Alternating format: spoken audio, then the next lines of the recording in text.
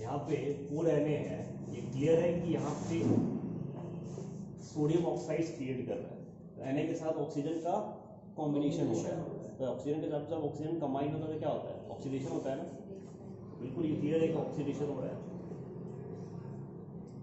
नहीं, अब बात आती है O2 की। O2 में एक ऑक्सीजन, एक्चुअली ऑक्सीजन वहाँ भी है, तो कम ज़्यादा की बात नहीं है, क्योंकि 2 यहाँ है तो 2 है, सेम कॉम्बिनेशन है ना, तो वो तो ऑलरेडी है। लेकिन Na सोडियम का एक मेटल है और मेटल के साथ ऑक्सीजन का कॉम्बिनेशन हो रहा है, तो जब भी मेटल ऑक्सीजन के साथ कॉम्बिनेशन होता है तो क्या होता है, याद रखिएगा, addition of metal is always reduction. ठीक है, ये अलग से कोई पॉइंट नहीं आता, ये रूल्स नहीं है, लेकिन हमेशा जब भी अगर ये स्पेसिफिक रूल होता है मेटल का कि जब भी अगर कोई भी मेटल ऑक्सीजन के साथ कंबाइन होता है ना तो क्या होता है, रिडक्शन होता है।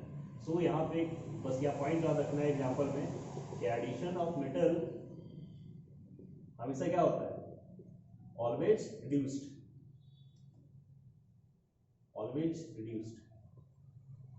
सो यहाँ पे ये रिडक्शन होगा, गॉट इट। तो चूंकि मेटल ऑक्सीजन के साथ कंबाइन हो रहा था तो ये ऑक्सीडेशन और रिडक्शन सेम एज आप ऑक्सीडाइजिंग एजेंट और रिड्यूसिंग एजेंट बता सकते हो। ऑक्सीडाइजेशन है तो ये रिड्यूसिंग एजेंट करेगा, और ऑक्सीडेशन है तो ये क्या हो जाएगा, रिडक्शन है सॉरी, तो ये ऑक्सीडाइजिंग एजेंट का काम करेगा, गॉट इट। और दूसरे वाले में क्या था आपका, 2PbO plus C 2Pb plus CO2 form करा था। तो यहाँ पे क्लियर दिख रहा है कि PbO में से ऑक्सीजन का रिमूवल हो रहा है, तो जब ऑक्सीजन का रिमूवल होता है तो क्या होता है, रिडक्शन होता है, बिल्कुल। तो ये क्लियर है कि ये रिडक्शन हो रहा है, और यहाँ पे कार्बन में भी दिख रहा है ऑक्सीजन कंबाइन हो रहा है तो ऑक्सीडेशन हो रहा है, ठीक है ना, ऑक्सीडेशन हो रहा है। और सेम एज ऑक्सीडाइजिंग एजेंट और रिड्यूसिंग एजेंट हम फाइंड आउट कर सकते हैं। तो वो चारों क्राइटेरिया आपको याद रखना है। इलेक्ट्रोनेगेटिव और इलेक्ट्रोपॉजिटिव वाला जो कहानी है ना, वो कहानी है आपकी आयंस वाला, जो मैंने एक एग्जाम्पल लिखाया था आपका कि अगर जैसे मान लो सोडियम है, ठीक है, जैसे इसी को मैं लिखूं कि अगर Na है तो ये फॉर्म किया, Na प्लस बनाया, कब, जब इलेक्ट्रॉन को डोनेट किया, नहीं, तो इसीलिए आपने क्या लिखा था, addition of electronegative element is also called oxidation. तो यहाँ पे क्या हो रहा है, ऑक्सीडाइज हो रहा है। क्यों ऑक्सीडाइज हो रहा है, क्योंकि इसके साथ इलेक्ट्रोनेगेटिव एलिमेंट्स का एडिशन हो रहा है, ठीक है ना, बात समझ आ रही है। और इलेक्ट्रोनेगेटिव इलेक्ट्रोपॉजिटिव मैंने बताया ही आपको क्या है, दैट इज आल्सो ऑक्सीडाइज। तो ये आपका मॉडर्न कॉन्सेप्ट है जो आपको सिलेबस में नहीं पढ़ना है, बट फिर भी एटलीस्ट आपको आइडिया होना चाहिए कि यहाँ पे इसका मतलब क्या है। और सेम है, जैसे मैं क्लोरीन की बात कर रहा था, तो क्लोरीन में क्या होता है, एक इलेक्ट्रॉन का जब फॉर्मेशन होता है तो ये Cl- फॉर्म करता है, नहीं, तो यहाँ पे इलेक्ट्रो नेगेटिव एलिमेंट का कॉम्बिनेशन एडिशन हो रहा है ना। यहाँ पे ये एक तरह से ये डोनेट कर रहा था यहाँ पर, इसीलिए इसके राइट साइड में इसको प्लस किए, ठीक है, इन दोनों का प्लस है, लेकिन एक्चुअली में क्या है, सोडियम ने एक इलेक्ट्रॉन डोनेट किया, तभी तो Na प्लस बनाया ना। और यहाँ पे क्या है, क्लोरीन ने एक इलेक्ट्रॉन एक्सेप्ट किया, यानी कि एक इलेक्ट्रोनेगेटिव एलिमेंट को एक्सेप्ट किया तो क्लोरीन माइनस फॉर्म किया, चार्ज माइनस किया।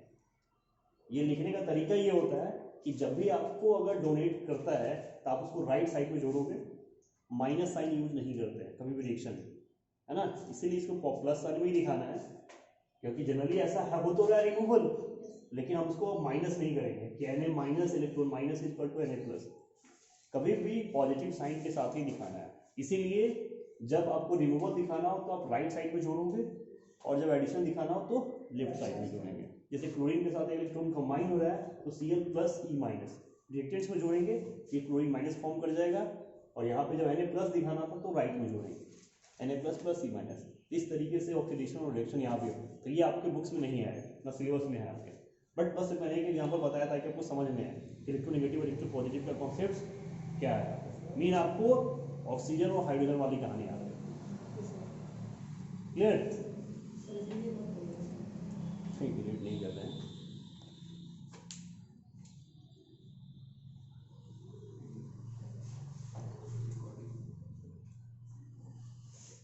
इसके बाद का टॉपिक है आपका effects of oxidation and reduction in everyday life ना, इसका इफेक्ट क्या क्या होता है, टॉपिक लिखिएगा effects of oxidation in everyday life.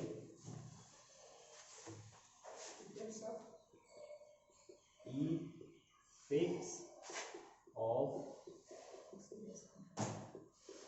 Oxidation in everyday life. ठीक है, ऑक्सीडेशन का इफेक्ट क्या होता है इन लाइफ या एवरीडे लाइफ, बात बराबर है। ठीक है, इसमें फर्स्ट है आपको दो टाइप्स में दिखाया गया है, एक कोरोजन और दूसरा होता है रैंसिडिटी। फर्स्ट आपका क्या है कोरोजन और सेकेंड है आपका rancidity.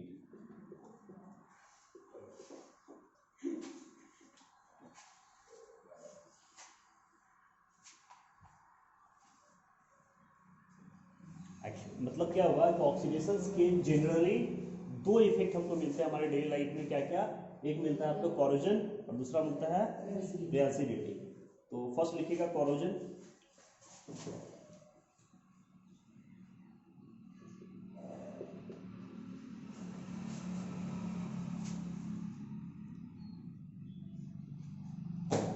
That is the definition. The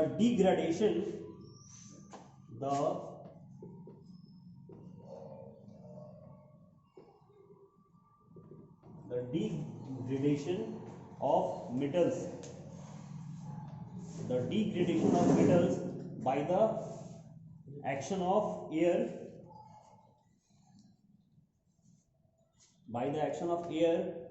comma moisture,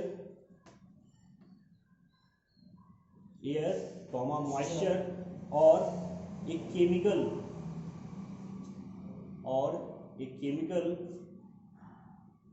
on their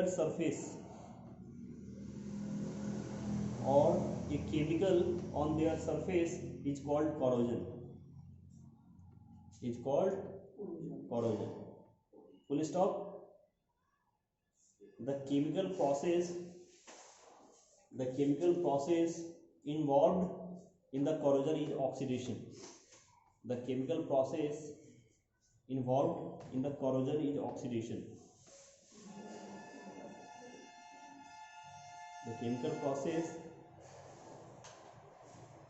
involved in the corrosion is oxidation.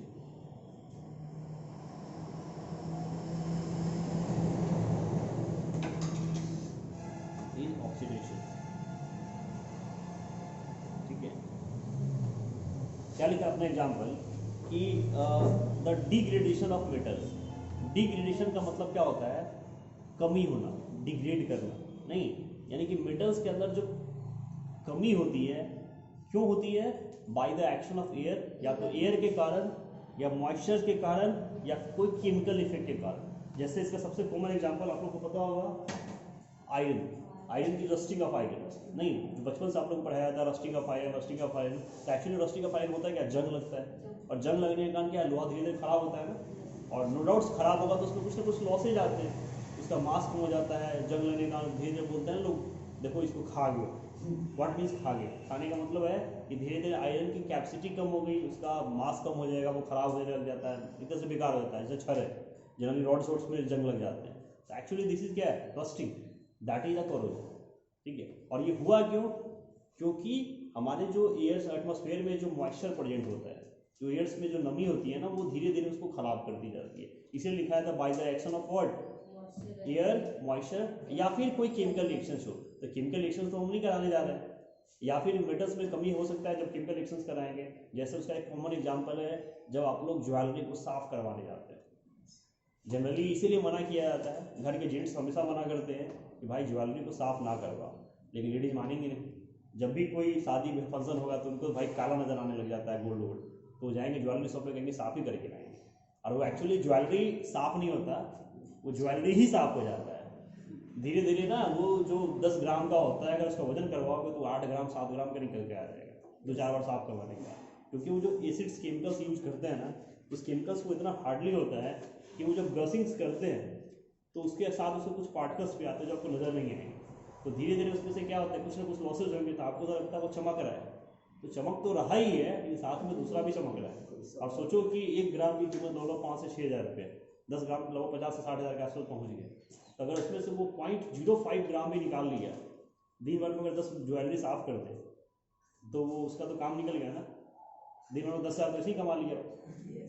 और हम इसीलिए कभी भी मेटल्स की जो सफाई है ना, घर पे ज्वेलरी साफ करो आप लोग, तो हमेशा घर पे यूज करो, लीमन्स का यूज करो, उसमें कोई लॉसेज नहीं होता, एसिडिक होता है, मेटल के साथ काफ़ी तेजी से रिएक्ट करता है। आप लोग घर पे बर्तन भी साफ करते हो, खासकर छठ के टाइम में पीतल वाला हो साल में रखा रहता है ना, लोग नींबू उम्बू का यूज करते हैं, एकदम चमक जाता है, थोड़ी सी मेहनत होती है। तो एसिडिक उसमें भी एसिड से, लेकिन कम मात्रा में। घर पे जो भी करना चाहिए घर पे करिए, ज्वेलरी बाहर साफ नहीं। तो क्योंकि वहाँ भी कोलेजन तो नहीं होता, लेकिन वहीं पे एसिड्स के रिएक्शन की बात हो रही है, ठीक है ना। तो take example, 4Fe plus 3O2 plus 2XH2O, ये फॉर्म करता है हाँ 2X है, 2Fe 2O3 इंटू XH2। यहाँ पे X क्या बताता हूँ मैं, XH2 अभी अभी बात करते हैं।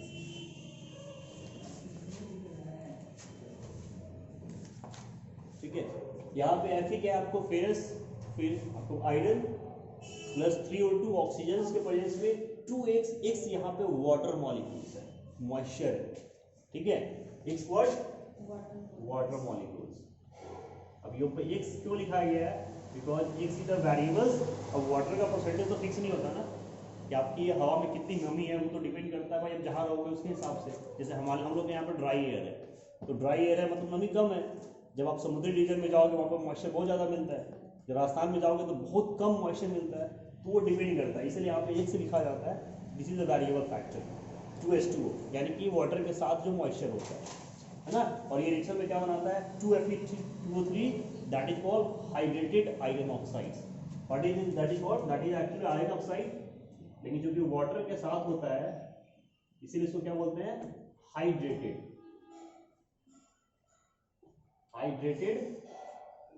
iron oxide. This is a formula या this is a reaction of corrosion actually. Iron of rusting of iron का एग्जांपल है ना, जो rusting of iron होता है उसका रिएक्शन यही है 4Fe प्लस। ये एग्जाम्स में पूछा जाता है बार बार, दैट्स अ वेरी इंपॉर्टेंट, इसको याद रखिएगा। Fe ऑक्सीजन के प्रेजेंस में मॉइस्चर के प्रेजेंस में रिएक्शन कराता है और ये प्रोडक्ट फॉर्म करता है हाइड्रेटेड आयरन ऑक्साइड। डॉट है, डॉट का मतलब मल्टीपल होता है, पॉइंट का मतलब ये डेसिमल फ्रैक्शन नहीं है, यहाँ पे पॉइंट्स का मतलब है मल्टीपल वैल्यू कि उसके साथ कंबाइन हो रहा है। बात समझ में आ रही है, रफ करें। तो ये हाँ जी एग्जाम्पल कोई भी रस्टिंग, अभी दूसरा एग्जाम्पल ज्वेलरी वाला बताया था ना, वो भी this is also rusting of iron है। इसके अलावा जैसे शिप्स है, कार्स है, ब्रिज, हर जगह पे ये रस्टिंग होती है। आयरन का मतलब सिर्फ एक आयरन मेटल ही नहीं है, हर जगह रिएक्शंस होता है ना।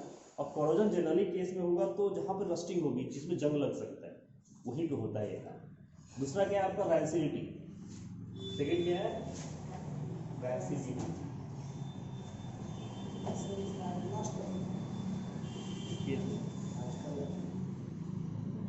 ठीक है, अभी हम लोग प्रिवेंशन पढ़ेंगे। तो वैंसिलिटी क्या है,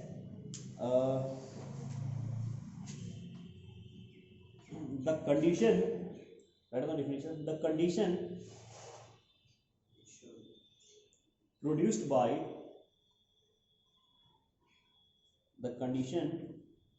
by oxidation of fats and oils,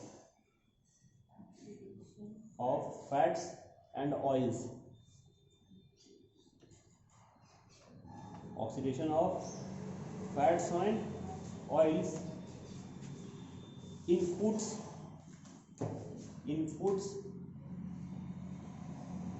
marked by unpleasant smell and taste,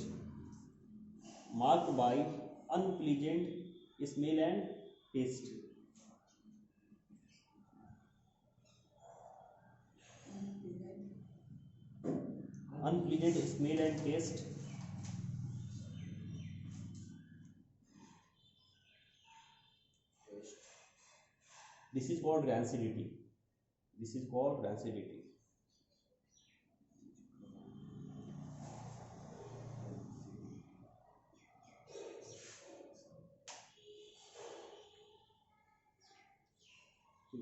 actually क्या होता है कि जब हम लोग खाना या कोई भी फूड्स तैयार करते हैं जो किसके प्रोसेस में होता है, फैट्स और ऑयल्स में, जैसे सब्जी बनाते हैं, कोई भी चीज़ तलते हैं, तो जब ये ऑक्सीजन से रिएक्ट करता है तो ये ऑक्सीडाइज हो जाता है ना। और जब ऑक्सीडाइज होगा ना तो कुछ टाइम बाद जैसे ही उसका टाइम ड्यूरेशन बढ़ेगा तो ऑक्सीडाइज होने के कारण क्या होता है, उसमें गंदा सा स्मेल आना शुरू हो जाता है, टेस्ट आना शुरू हो जाता है, जिसको लोग बोलते हैं खराब हो जाना। एक तो सब्जी खट्टा हो जाता है, अगर फ्रिज में ना रखो तो उसमें से स्मेल आने लग जाएगी, बदबू आने लग जाएगी, खट्टा हो जाएगा। तो दिस इज कॉल्ड एसिडिटी, यानी आपके फूड्स का डैमेज हो जाना, खराब हो जाना। और वो हुआ क्यों? Due to the presence of oxygen. वो ऑक्सीजन के प्रेजेंस के कारण वो ऑक्सीडाइज हो गया, उसके कारण से वो स्मेल और वो टेस्ट जनरेट हो जाता है। ठीक है, इसी प्रॉपर्टी को क्या बोलते हैं? वैसिलिटी। ठीक है, और इसको बचाने के लिए या तो हम लोग एंटीऑक्सीडेंट्स का यूज करते हैं, बहुत सारे कुछ एंटीऑक्सीडेंट्स होते हैं मार्केट्स में, या फिर उसको फ्रीजिंग पॉइंट में फ्रीज करते हैं, मतलब ठंडा रखते हैं ताकि उसमें ग्रोथ ना हो, ऑक्सीडाइज ना हो। ठीक है, कुछ एंटीऑक्सीडेंट्स होते हैं, जैसे उसका नाम लिख लो, like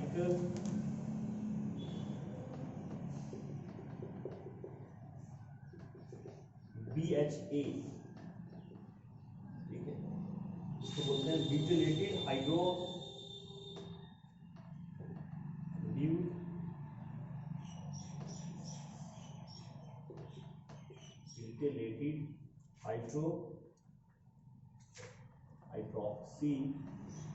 anisole, that is antioxidants. इसके अलावा और भी होता है, जैसे सोडियम बेंजोएट एक्सेट्रा। तो ये कुछ एंटीऑक्सीडेंट्स होते हैं जिसका यूज किया जाता है, लेकिन ये यूज किया जाता है केमिकल प्रोसेस के थ्रू। जैसे आप लोगों को जो फ्रीज ये पैकेटिंग आती है ना, पैकेजिंग फूड्स आते हैं, उन सभी में थोड़ा सा इस केमिकल का यूज किया जाता है ताकि वो लंबे टाइम तक खराब ना हो, ऑक्सीडाइज ना हो। लेकिन घर पे जनरली हम लोग केमिकल यूज तो करते नहीं है, तो घर पे हम लोग सबसे बचाने के लिए क्या करते हैं? फ्रीज में रख देते हैं, ताकि एक्चुअली कोई भी जो बैक्टीरिया उसमें ऑक्सीडाइज होने के कारण क्या होता है, उसमें बैक्टीरिया ग्रोथ करता है। और कोई भी बैक्टीरिया ग्रोथ करने के लिए उसको ना इन्वायरमेंट चाहिए, एटमॉस्फेयर चाहिए। ठंड में बैक्टीरिया का ग्रोथ नहीं होता है, ना के बराबर होता है, इसीलिए जब उसको ठंड में रखा जाता है तो उसमें ग्रोथ नहीं होता है। इसीलिए सब्जी 2 दिन 4 दिन आपकी खराब नहीं होगी, वो ऑक्सीडाइज नहीं होगा तो स्मेल नहीं आएगा उसके अंदर। तो इस तरीके से, उसी तरीके से ये टॉपिक पूछा है कि एसिडिटी को कैसे कैसे रोक सकते हैं। तो पहला तो एंटीऑक्सीडेंट्स मिला के रोक सकते हैं। ठीक है, इसके अलावा नाइट्रोजन गैस जो होता है वो भी, ऑक्सीजन कम से कम हो तो नाइट्रोजन गैस का एडिशन जो होता है उससे भी एसिडिटी को रोका जाता है। इसके अलावा रेफ्रिजरेटर में रेफ्रिजरेट करके या फिर एयर टाइट कंटेनर्स में रखें जहाँ पर ऑक्सीजन ना पहुँचे। ठीक है, तो जहाँ भी ऑक्सीजन को रोकना है मतलब एनी हाउ, उस तरीके से हम लोग एसिडिटी को प्रिवेंट करते हैं। और एक इससे पहले था आपका रस्टिंग, कि रस्टिंग को कैसे रोका जा सकता है। मैंने ये टॉपिक इसलिए नहीं लिखवाया कि आप लोग घर पे खुद लिखोगे, जो आप लोग बचपन से पढ़ते आ रस्टिंग को रोकने के लिए क्या क्या यूज करते हैं? पेंट करते हैं, क्या करते थे? पेंटिंग करते हैं ना, बाय पेंटिंग,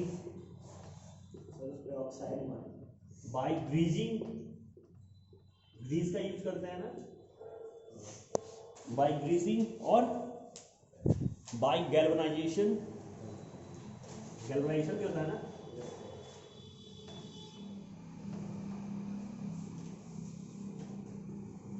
गैल्वनाइजेशन प्रोसेस का यूज करते हैं हम लोग। इसके अलावा बाय एलोइंग, एलोई का यूज करना, एक्सेट्रा। इन सब प्रोसेस का यूज करके हम लोग रस्टिंग को रोक सकते हैं। रस्टिंग को रोकने के लिए क्या किया है, सबसे जनरल उपाय हम लोग घर में पेंट कर देते हैं। ठीक है, इसके अलावा गैल्वनाइजेशन का मतलब होता है, जो आप लोग आयरन रॉड नेल पे देखते होंगे ना, जिंक की कोटिंग की जाती है, गैल्वनाइज कर दिया जाता है, एक तरह से वो लेयर चढ़ा दिया जाता है ताकि वो रिएक्शन ना हो। बिल्कुल, वो गैल्वनाइज मेटल से केस में। इसके अलावा ग्रीसिंग, इसीलिए आप लोग देखते हो साइकिल या किसी भी चीज़ पे जो आप लोग ना उसमें ग्रीस रेगुलर डाला जाता है ताकि उसमें लोहे में जंग ना पकड़े, उसमें चिकनाहट बनी है। ठीक है, तो वहाँ पे उसको जंग नहीं लगने देगा। बाय एलोइंग मतलब मेटल और नॉन मेटल को जब मिला देंगे, एलॉय बना देंगे, तो ऐसे ही जंग नहीं लगेगा क्योंकि मेटल नहीं है। तो इन सब प्रोसेस से हम लोग क्या कर सकते हैं, रस्टिंग को स्टॉप कर सकते हैं। तो ये थ्योरी में पूछा जाता है कभी कभी कि रस्टिंग को प्रिवेंट करने के क्वेश्चंस क्या है, तरीके क्या है, या फिर एसिडिटी को कैसे रोक सकते हैं। तो ये आप लोगों का होमवर्क है, इस पॉइंट के साथ इसको आप लोग प्रिपेयर कर देंगे। ठीक है।